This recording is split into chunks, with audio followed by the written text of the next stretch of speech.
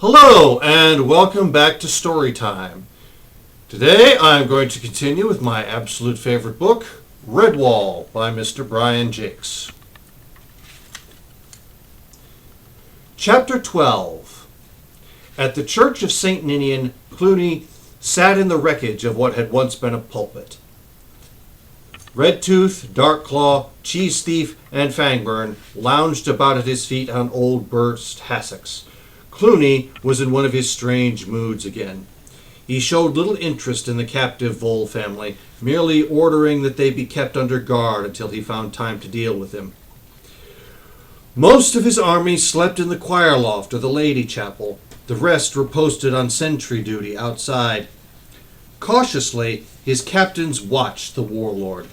Clooney's long tail swished restlessly. The single eye stared at a carved eagle holding the rotting lectern on its outspread wings. What thoughts occupied the dark, devious mind of Clooney the Scourge? Finally, he looked up and spoke. "Go and get Shadow. Bring him here to me." Darkclaw and Fangburn scurried off to obey the command. Silently, the others waited, their eyes glinting in evil anticipation. The chief had a plan. Like all his schemes, it would be cunningly simple and wickedly brilliant. But there was no better general than Clooney when it came to strategy. Shadow had been with Clooney for many years. Nobody was sure if he was rat or weasel or even a bit of both. He was very lithe and wiry. His long, sinewy body was covered in slick black fur. There was no hint of another color in his coat. It was blacker than moonless night. His eyes were strangely slanted, black without any brightness in him. The eyes of Shadow were like those of a dead thing. He stood before Clooney, who had to strain his one eye against the darkness of the church to make sure he was really there. "Shadow, is that you?" The reply sounded like a whisper of wet silk across a smooth slate. "Clooney, I am here. Why do you want Shadow?"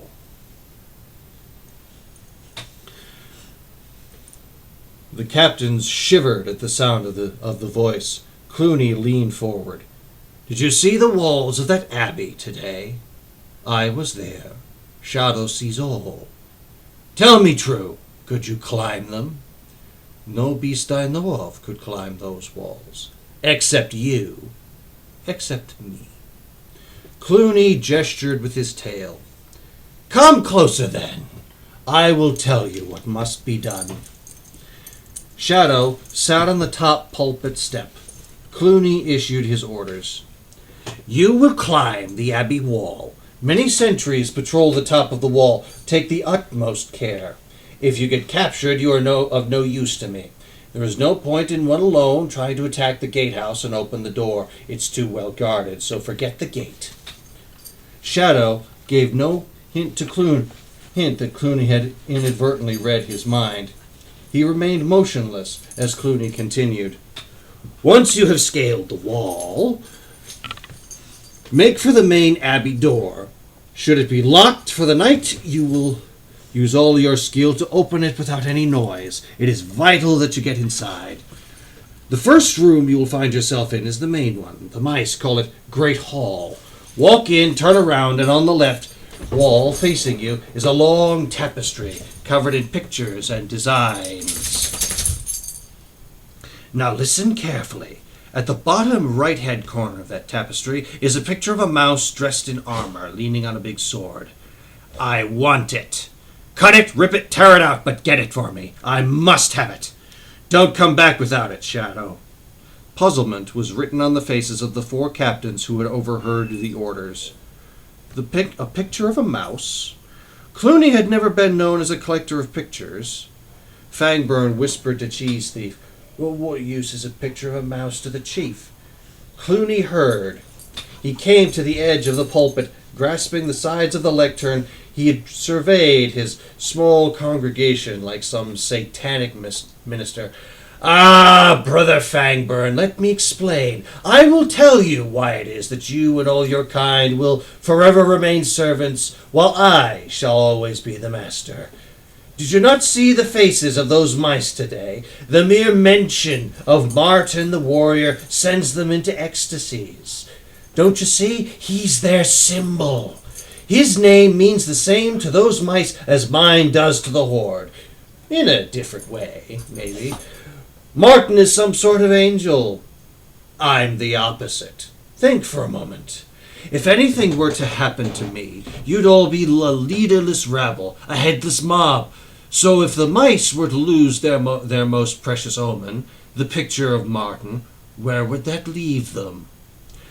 Redtooth slapped his haunches. He rocked to and fro, sniggering with uncontrolled glee. Oh, brilliant, Chief! Diabolical! They'd just be a crowd of terrified little mice without their wonderful Martin.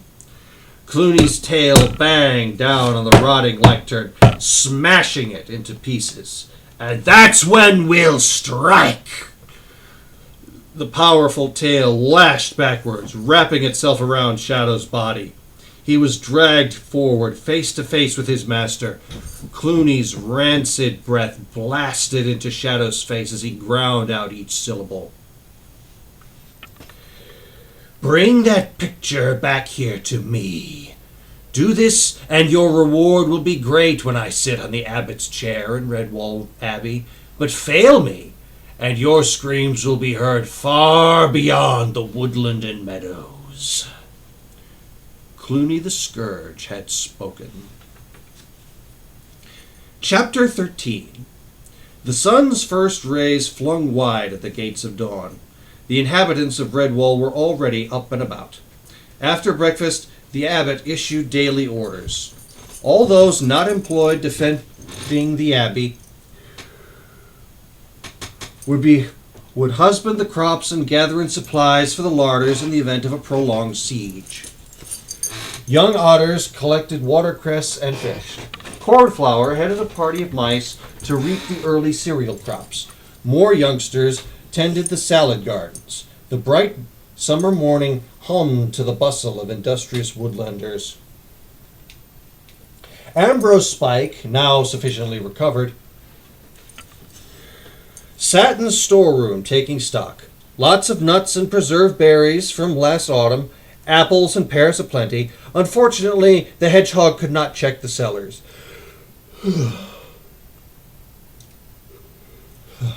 Brother Edmund and Friar Hugo had the only two keys.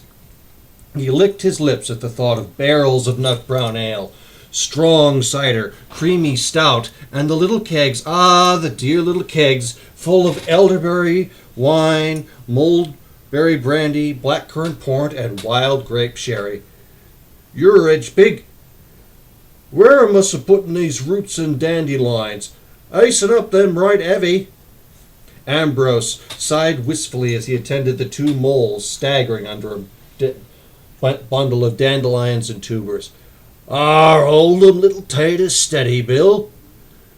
You're tip 'em up, let go. More baby moles. Ambrose pawed at the bandage on his wound. A hedgehog's work was never done. Matthias and Constance stood in the cloisters. They had taken charge of weapon training. The woodlanders were each showing off their special skills. In more peaceful days, these skills had only been used at fairs and sporting contests, but now, when the need arose, they would be used with more deadly effect. The otters carried bags of smooth pebbles, which they hurled from vine slings with great force and accuracy. Groups of field mouse archers knocked thistledown shafts to the strings of their longbows. Many a marauding bird had been driven off by these same tiny archers. Bands of Redwall mice practiced at thrust and parry with staves. Below the wall on the abbey grass, Foremole directed his crew as they dug a trench. This was lined with sharpened stakes by a solitary beaver. A system of ropes and pulleys carried the baskets of stone and trench debris up to the ramparts. Defenders piled it in heaps at the edge of the parapet. Matthias took a group of Redwall mice to instruct in the use of the quarterstaff. He had discovered in himself a natural skill with the long ash pole. None of the mice had ever competed in any type of violent sport. They were awkward and timid, but as it was a personal choice between learning cudgel and wrestling from Constance or quarterstaff from Matthias to a mouse, they opted for the latter. Matthias found he had to be quite severe with them. Accordingly, he dealt out some hefty blows and hard falls to make the more timid souls angry enough to retaliate. Keep that head guarded, Brother Anthony. Thwack! I warned you, brother. Now look out. I'm coming after you again. Thwack! No, don't just stand there, brother. Defend yourself. Hit out at me. Thwack! Crack! This time, Matthias sat down hard, rubbing dazedly at his sore head. Constance chuckled. Well, Matthias, you've only yourself to blame. You asked Brother Anthony to hit out at you, my word, he certainly obliged. I'll have to recruit him for my cudgel class. He shows promise. Matthias stood up, smiling ruefully. He rested on his staff. Yes, he's very strong, but I do wish we had some real weapons of war. Swords and daggers and the like. We won't kill many rats with wooden staves. Maybe not, the badger replied, but you must remember that we are here to defend, not to attack or kill. Matthias threw down his staff. He took a dipper of water from an oaken pail, drinking deeply, then splashing the remains over his aching head. A wise observation, Constance, but you try telling that to Clooney and his horde. See how far you get. Lunch that day was served out in the orchard. Matthias lined up with the other woodland creatures to collect his food. A bowl of fresh milk, a hunk of wheaten loaf, and some goat's milk cheese. Cornflower was serving. She gave Matthias an extra large wedge of the cheese. He rolled up the sleeve of his habit and pulled out the corner of his scarf. Look, Cornflower, a very close friend gave me this last night. She laughed at him. Oh, get along and eat your lunch, Warrior Mouse, or I'll show you my deadly aim with a piece of this cheese. Strolling through the dappled shade of the orchard, Matthias sought out old Methuselah. Slumping down beneath a damson tree, the young mouse munched away at his lunch. Methuselah was sitting with his back against the tree, his eyes closed in an apparent doze. Without opening them, he addressed Matthias. How goes the practice war, young stave master? Matthias watched some of the tiny ants carrying off his fallen breadcrumbs as he answered, As well as possible, Brother Methuselah. And how are your studies coming along? Methuselah squinted over the top of his spectacles. Knowledge is a thing that one cannot have enough of. It is the fruit of wisdom, to be eaten carefully and digested fully. Unlike that lunch which you are bolting down, little friend. Matthias set his food to one side. Tell me, what knowledge have you digested lately, old one? Methuselah took a sip from Matthias's milk bowl. Sometimes I think you have a very old head for such a young mouse. What more do you wish to know about Martin the warrior? Matthias looked surprised. How did you know I was going to ask about Martin? Methuselah wrinkled his nose. How do the bee folk know where there is pollen in the flower? Ask away, young one, before I doze off again. Matthias hesitated a moment, then blurted out, Brother Methuselah, tell me where Martin lies buried. The old mouse chuckled dryly. Next you're going to ask me where to find the great sword of the warrior mouse. But how do you know that? Stammered Matthias. The ancient gatekeeper shrugged his thin shoulders. The sword must lie buried with Martin. You would have little use for the dusty bones of a bygone hero. A simple deduction, even for one as old as I am. Then you know where the warrior lies? Methuselah shook his head. That is a thing no creature knows. For many long years now I have puzzled and pored over ancient manuscripts, translated following hidden trails, always with the same result: nothing. I have even used my gift of tongues, speaking to the bees and others who can go to places too small for us, but it is always the same: rumors, legends, and old mouse tales. Matthias crumbled more bread for the ants. Then the warrior's sword is only a fable. Methuselah leaned forward indignantly. Who said that? Did I? No, but you... Ah! Nothing of the sort, young mouse. Listen carefully to me. I have an uncanny feeling that you may be the one I have been saving this vital piece of information for. Matthias forgot his lunch. He listened attentively. About 4 summers ago, I treated a sparrowhawk who had pulled a sinew in her foot. She could not use her talons properly. As I remember, I made her promise never to take a mouse as prey. She was a fierce, frightening bird. Have you ever been up close to a sparrowhawk? No, of course you haven't. Well, let me tell you. They can hypnotize small creatures with those savage golden eyes. Born killers they are. But this hawk said something that made me think. She talked of the sparrows, called them winged mice. Said that many years ago they had stolen something from our abbey, a treasure that belonged to the mice. Wouldn't say what it was, just flew off. Who expects gratitude from a sparrowhawk anyway? Matthias interrupted. Have you ever spoken to the sparrows about this something? Methuselah shook his head. I'm too old. I can't climb up to the roof where they nest. Besides, the sparrows are odd birds, forever quarreling and chattering on in their strange voices. They're warlike creatures, extremely forgetful and completely savage. They'd throw you from the roof and kill you before you had a chance to get near their tribal nests. Yes, I'm far too old for that sort of thing, Matthias. And anyhow, I'm not too sure that the sparrowhawk's story was true.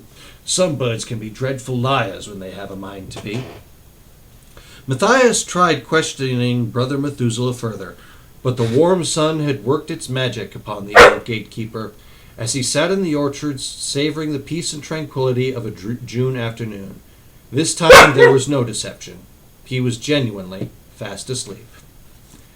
And we shall continue next time.